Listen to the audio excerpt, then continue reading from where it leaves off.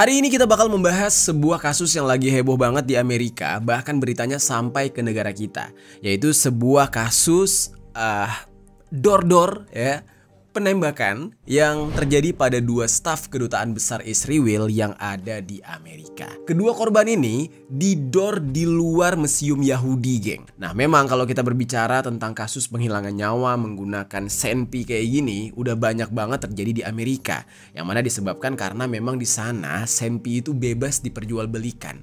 Warga sipilnya punya senpi. Nah, jadi nggak cuma aparat aja. Nah terus geng, apa yang sebenarnya menjadi motif dari kejadian ini? Dan setelah insiden ini terjadi, diduga pelakunya itu adalah seorang warga negara Amerika Serikat yang dikabarkan dia pro kepada Palestina.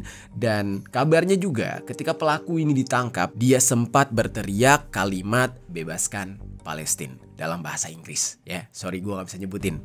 Nah, insiden ini pun sudah mendapatkan respon baik dari Trump ya selaku Presiden Amerika dan juga Netanyahu selaku Perdana Menteri Israel.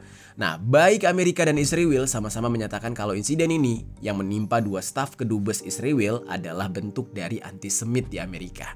Dan dari sini mulai timbul narasi kalau antisemit seperti yang dilakukan oleh zaman Pak Kumis Nazi Jerman zaman dulu ya mulai kembali, dan kondisi ini sangat merugikan komunitas Yahudi yang ada di Amerika karena mereka merasa nggak aman dan takut akan menjadi korban selanjutnya. Di video kali ini gue bakal membahas nih geng mengenai insiden tersebut, siapa korban dan pelakunya dan gimana kronologinya, apakah aksi tersebut benar merupakan bentuk dari antisemit atau enggak. Langsung aja nih kita bahas secara lengkap. Halo geng, welcome back to Kamar Jerry.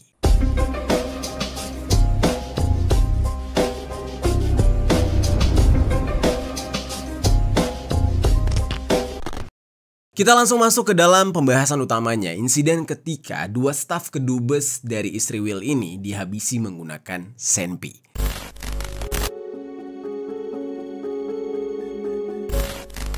Jadi geng, insiden ini terjadi di luar Lillian and Albert Small Capital Jewish Museum yang ada di Amerika Serikat, dan terjadinya itu di hari Rabu tanggal 21 Mei 2025. Nah, gue jelasin sedikit nih soal museum tersebut, soalnya kan ini bakal relate dengan kasus ini. Jadi nih geng, Lillian and Albert Small Capital Jewish Museum ini adalah sebuah museum yang di dalamnya itu ada bangunan asli dari Ades Israel Congregation, yaitu sinagog tertua yang masih ada di daerah Washington DC yang diresmikan pada tahun 1876.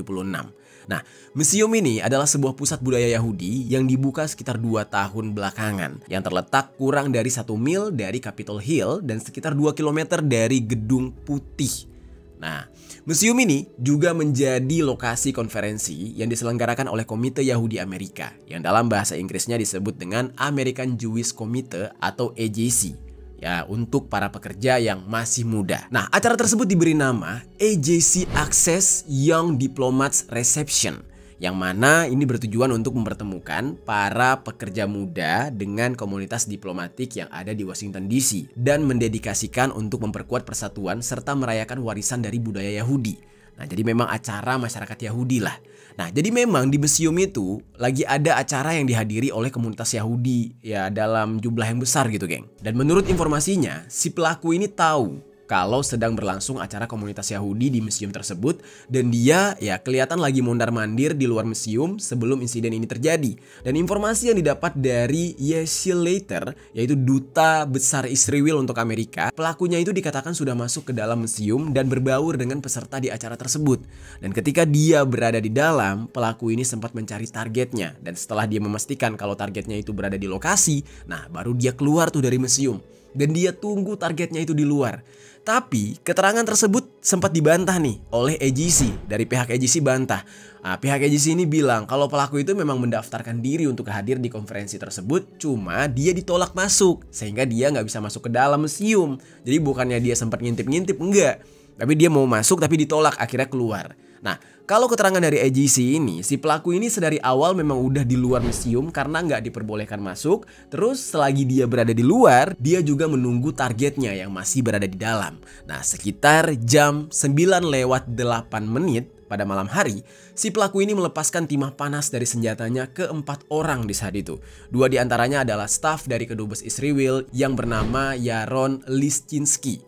dan juga Sarah Milgrim. Ketika pertama kali tersangka ini menembak, Sarah ini berhasil merangkak pergi menjauh ya, menjauh dari si pelaku karena pelurunya di saat itu habis. Nah, tapi si pelaku ini sempat mengisi kembali pelurunya dan langsung menembakkan lagi ke arah Sarah sampai beberapa kali. Dan di dalam rekaman CCTV, pelaku sempat melepaskan beberapa peluru ke arah Yaron dan juga Sarah, dan dia mencondongkan tubuh dan kembali ngedor mereka ya ketika mereka berusaha untuk merangkak menjauh. Saat itu ya nggak dikasih ampun lah. Singkat cerita nih geng, nggak lama dari kejadian itu, polisi akhirnya mendapatkan panggilan mengenai adanya aksi penembakan di luar Lillian and Albert Small Capital Jewish Museum ini. Nah, dengan cepat polisi langsung datang tuh dengan tim medis menuju ke lokasi itu. Tapi sayangnya ketika mereka sampai di sana, si target yaitu Yaron dan juga Sarah udah dalam kondisi yang nggak bernyawa, sehingga mereka dinyatakan tewas di tempat. Nah, polisi di saat itu menemukan 21 butir peluru 9mm atau 9mm di tempat kejadian dan sebuah pistol dengan selongsongnya yang dalam posisi terbuka. Yang mana ini menunjukkan kalau pelurunya itu udah habis atau dalam kondisi yang udah kosong. Nah, polisi juga menemukan tempat peluru atau magazin yang udah kosong di sana.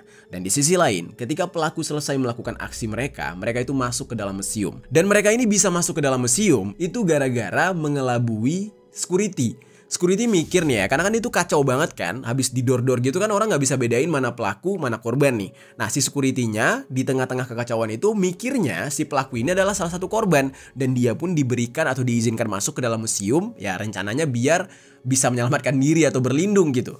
Nah, si security-nya nggak tahu itu pelakunya, dan akhirnya mereka pun masuk ke dalam museum. Terus ada satu orang saksi mata yang berada di dalam museum yang bernama Yoni Kalin. Nah, dia ini bilang ketika si pelaku ini masuk ke dalam museum, orang-orang yang udah terlebih dahulu berada di dalam museum ya nyamperin si pelaku ini dan mencoba untuk menenangkan si pelaku. Ini konyol banget nih kejadiannya. Pelaku malah diberi simpati oleh orang-orang di dalam museum karena mengira mereka korban. Dan bahkan para pelaku ini sampai diberikan air minum dan si pelaku ini dirawat gitulah.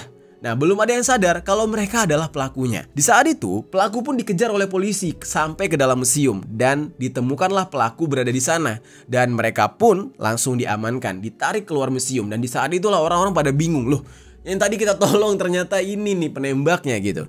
Nah, namun saat akan digiring keluar, si pelaku ini sempat berteriak, "Bebaskan, bebaskan Palestina" dalam bahasa Inggris. Nah, disinilah semua orang jadi tahu motif dari pelaku melakukan aksi tersebut, yaitu karena motif ya masalah perang. Oke? Nah, pelaku membela Palestina dan dia menargetkan staf dari kedubes Israel. Tapi siapa sebenarnya pelaku ini? Apa hubungannya gitu ya dengan kejadian ini? Kenapa dia bisa seberani itu? Nah, dan juga bagaimana background dari Yaron dan Sarah sebagai korban di dalam kasus ini. Dan sekarang kita bakal masuk ke dalam pembahasan mengenai background dari Yaron dan Sarah dan juga background dari si pelakunya.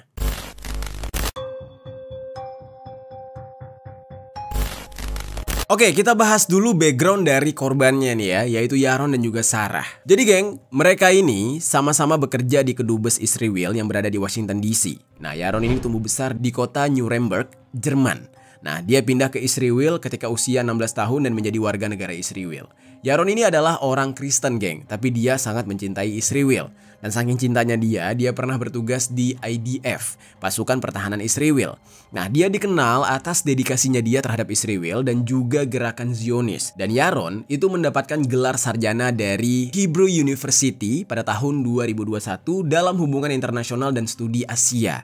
Nah, dia juga berhasil meraih master dalam bidang pemerintahan, diplomasi, dan strategi di Israel. Yaron juga pernah bekerja sebagai asisten penelitian di kedutaan yang berfokus pada isu Timur Tengah. Dia menjadi contoh bagi kaum muda Yahudi di seluruh dunia karena mewujudkan nilai-nilai Yahudi dan kekristenan. Nah, teman dari Yaron itu bernama David Boski. Dia ini bercerita tentang Yaron ini, geng. Dia bilang dia sempat bertemu Yaron pada tahun 2017 di Yerusalem di sebuah perkumpulan jemaat Yahudi Mesianik, tempat mereka sering mendiskusikan tentang kehidupan dan iman. Dan menurut dia, Yaron ini adalah sosok yang menjunjung tinggi spiritualitas, walaupun dia sebenarnya orang Kristen, bukan orang Yahudi. Dan dia ini sering mengajukan pertanyaan ke dirinya sendiri untuk menguji keimanannya dia. Nah, dari sini kita bisa lihat ya, bahwa sosoknya dia ini adalah sosok yang religius, agamais lah. Ya, nah terus sementara yang satunya lagi yaitu Sarah itu berasal dari Overland Park, Kansas, Amerika Serikat. Berbeda dengan Yaron, Sarah ini memang beragama Yahudi. Dia ini bekerja di Departemen Diplomasi Publik Kedutaan Israel. Ayahnya si Sarah ini namanya Robert. Si ayahnya ini bercerita kalau Sarah sangat mencintai Israel dan mencintai semua orang yang tinggal di Timur Tengah. Walaupun dia mencintai Israel, dia juga punya banyak teman dekat di Palestina. Sarah juga dikenal dengan seseorang yang baik, penuh kasih sayang dan berkomitmen pada perdamaian dan hubungan antar masyarakat. Dia lulus dari University of Kansas pada musim semi tahun 2021 dengan gelar sarjana seni dalam studi lingkungan dan minor dalam antropologi. Sarah kemudian mendapatkan gelar master dalam hubungan internasional dari American University. Dan Sarah juga merupakan anggota dari komunitas AGC Mimona Michael Sachs Fellowship for Emerging Leaders, yang mana ini bersama dengan para pemimpin Amerika, Israel, Prancis, Maroko, dan pemimpin dari negara lain yang memang berfokus pada peningkatan hubungan di Timur Tengah dan Afrika Utara. Nah, jadi ya termasuk orang yang mempunyai jenjang karir yang bagus gitu. Nah, tapi geng, Yaron dan Sarah ini nggak cuma rekan kerja, karena mereka merupakan sepasang kekasih. Jadi ada hubungan nih. Dan sebenarnya geng, Yaron itu udah berencana mau ngelamar Sarah, mau nikah. Rencananya tuh di minggu-minggu ini sebelum kejadian tersebut. Nah, lamarannya itu bakal dilangsungkan di Yerusalem. Bahkan Yaron itu udah beli cincin untuk Sarah. Nah, ketika insiden ini terjadi, Robert, ayahnya Sarah, itu sempat merasa khawatir, gelisah mengenai kondisi Sarah dan Yaron setelah dia mendapatkan kabar kalau terjadi penembakan di sekitar area museum. Nah, pikiran dia tuh udah ke anak dia aja nih. Dan ibunya si Sarah yang bernama Nancy itu udah mencoba untuk membuka aplikasi pelacak untuk mengetahui di mana Sarah berada di saat itu. Dan di saat itulah Robert dan Nancy, ya, ayah dan ibunya si Sarah ini sadar kalau ternyata ya Sarah dan juga Yaron itu sama-sama berada di museum. Disitulah mereka udah nggak enak hati. Gak lama dari itu, ya, Yeshiel Leiter selaku dubes Israel menelpon ibunya Sarah yaitu Nancy dan memberitahu kabar kalau Sarah tewas di dalam insiden tersebut. Kebayang tuh jadi orang tuanya. Mereka berdua ini dikenal sangat baik oleh kerabat serta rekan-rekan mereka. Banyak kesaksian yang menyatakan kalau mereka adalah orang yang baik dan yang bersemangat di dalam menjalin diplomasi serta perdamaian. Dan juga mereka ini berdedikasi untuk Israel. Kedubes Israel pun merasa berduka atas peristiwa yang merenggut nyawa Yaron dan juga Sarah ini.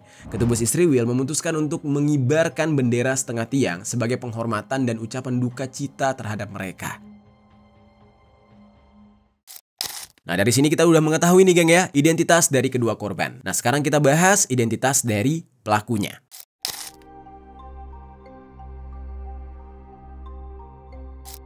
Jadi geng, pelakunya itu setelah tertangkap, petugas kemudian mengidentifikasi nih. Pelakunya ini bernama Elias Rodriguez. Nah, dia ini lahir dan dibesarkan di Chicago. Nah, diketahui dia ini tinggal di sebuah apartemen di Albany Park, lingkungan kelas menengah di Northside, bersama dengan teman-teman dan juga keluarga-keluarga dekatnya.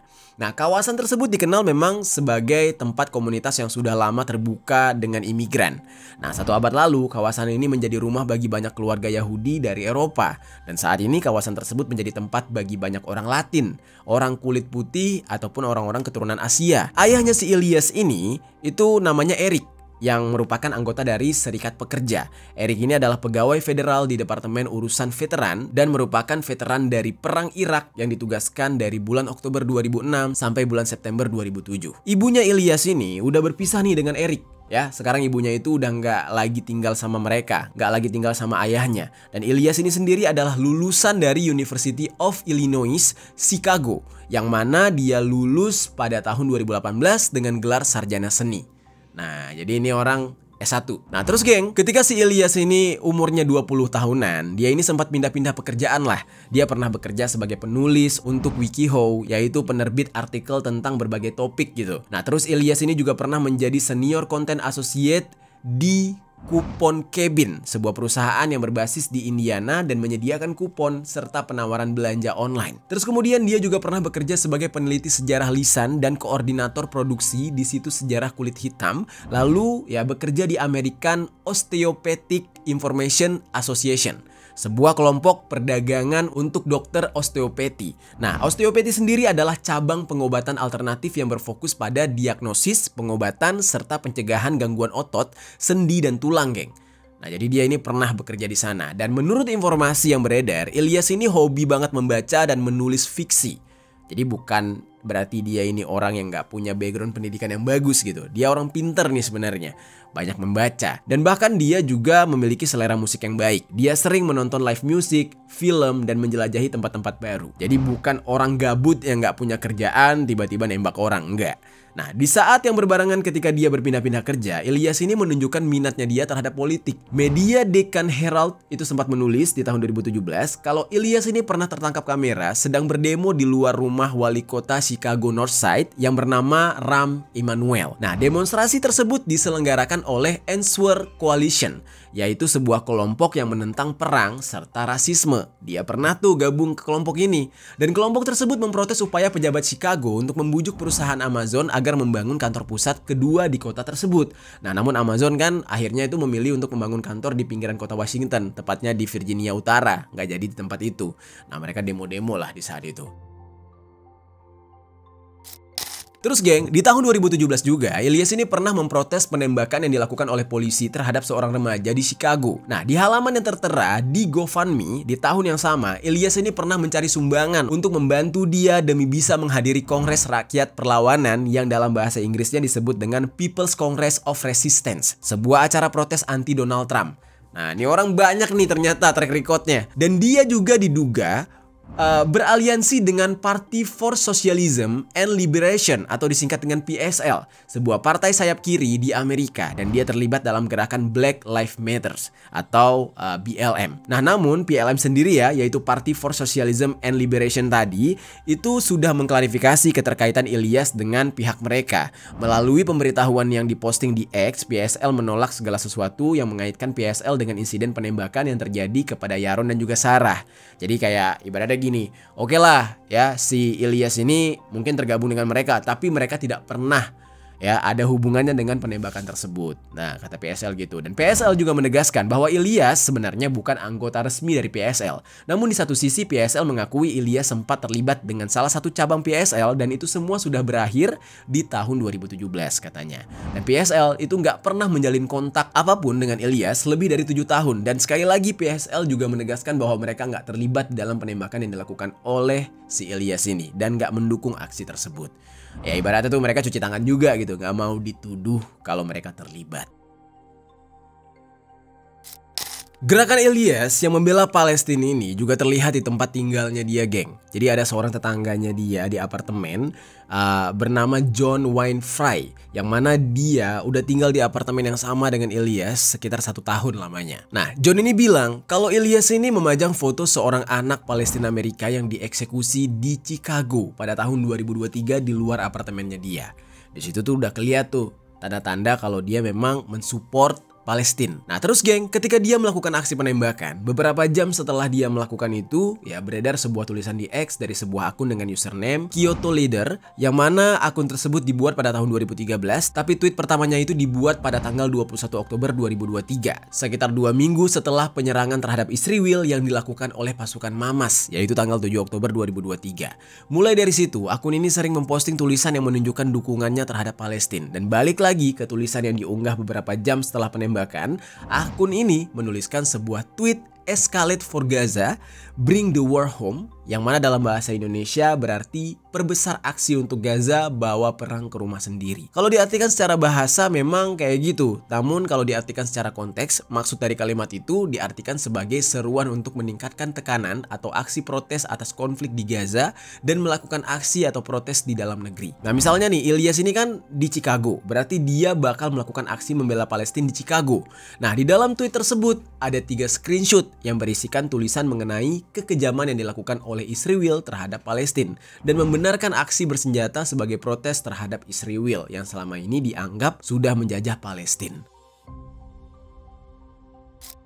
Nah, jadi intinya tulisan tersebut membenarkan segala aksi bersenjata yang menargetkan orang-orang Yahudi atau terkhususnya Israel, yang mana dalam hal tersebut tidak bertentangan secara moral menurut mereka. Yang mana menariknya lagi adalah ada nama Ilyas yang tertulis di akhir tulisan tersebut yang menunjukkan kalau Ilyas lah yang menulis tweet itu. Nah, jadi emang udah sejak lama nih orang sudah berencana atau menargetkan orang-orang Israel untuk dia habisi. Saat dia ditangkap, geng, Ilyas ini mengatakan kalau dia melakukan aksinya untuk Palestina dan Gaza. Dan terus Ilyas juga mengatakan kalau dia mengagumi seorang anggota Angkatan Udara Amerika yang masih aktif bernama Aaron Bushnell dari San Antonio, Texas, yang mana dia melakukan aksi membakar membakarnya sendiri gitu ya, hingga dia meninggoy di luar kantor kedubes Israel di Washington DC pada tahun 2024. Aaron ini merupakan spesialis operasi pertahanan cyber di Skuadron Dukungan Intelijen ke-531 di Pangkalan Gabungan San Antonio, dan memang dia sudah aktif bertugas sejak bulan Mei 2020. Nah, sesaat sebelum dia melakukan aksi bakar itu ya, nah Aaron ini sempat mengatakan kalau dia nggak mau lagi terlibat dalam genosida yang dilakukan oleh Israel yang dibantu oleh Amerika, negaranya sendiri ya. Nah, Ilyas menyebutkan kalau sosok Aaron itu adalah sosok yang pemberani yang merupakan seorang martir, sebutan untuk seseorang yang rela menderita atau mati demi mempertahankan keyakinan, agama, prinsip, dan juga perjuangan tertentu lah. Nah, para penyidik juga mengatakan kalau mereka masih berupaya untuk membuktikan keaslian tulisan yang beredar di X tadi, apakah benar itu tulisannya Ilyas atau bukan. Dan FBI dikabarkan sudah menghubungi orang-orang terdekat dari Ilyas, termasuk keluarganya dan rekan kerjanya, untuk menyelidiki lebih jauh mengenai sosok si Ilyas ini. Di dalam artikel berita yang ditulis oleh AP News, Ilyas ini muncul di Pengadilan Federal Washington dengan mengenakan pakaian tahanan yang berwarna putih, dan dia mendengarkan dakwaan serta kemungkinan hukum yang bakal dikenakan kepada dia, termasuk kemungkinan diberikan hukuman mati, geng. Nah, namun berdasarkan informasi dari BBC yang diambil dari keterangan jaksa sementara Washington DC yang bernama Jenny Pirro, masih terlalu dini untuk mengatakan apakah jaksa akan menjatuhkan hukuman mati atau enggak untuk Ilyas. Nah, cuma apa yang dilakukan oleh Ilyas ini ya sudah memenuhi syarat untuk dijatuhi hukuman mati, meskipun motifnya masih terus diselidiki oleh kejaksaan saat ini. Dan untuk sekarang ya, Ilyas ini udah ditahan dan akan menghadiri pengadilan untuk sidang pendahuluan yang dijadwalkan pada tanggal 18 Juni nantinya. Jadi kita tunggu aja hasilnya kayak gimana. Dan insiden ini, geng, dipandang sebagai aksi antisemit. Oleh sebab itu banyak orang-orang Yahudi Amerika yang merasa terancam untuk keselamatan mereka. Nah, di dalam hal ini ya, banyak orang-orang Yahudi di seluruh dunia mulai nggak tenang hidupnya. Mereka takut mereka diapa-apain. Dan narasi tersebut sedang beredar luas di kalangan komunitas Yahudi yang ada di Amerika. Nah, namun apakah demikian ya? Apakah yang dilakukan oleh Ilyas ini bisa dikategorikan antisemit? Yang juga dilakukan oleh Pak Kumis Nazi Jerman zaman dulu. Nah, sekarang kita bakal masuk nih ke dalam pembahasan mengenai mencuatnya narasi antisemit di kasus penembakan terhadap Yaron dan juga Sarah ini. Kita bahas.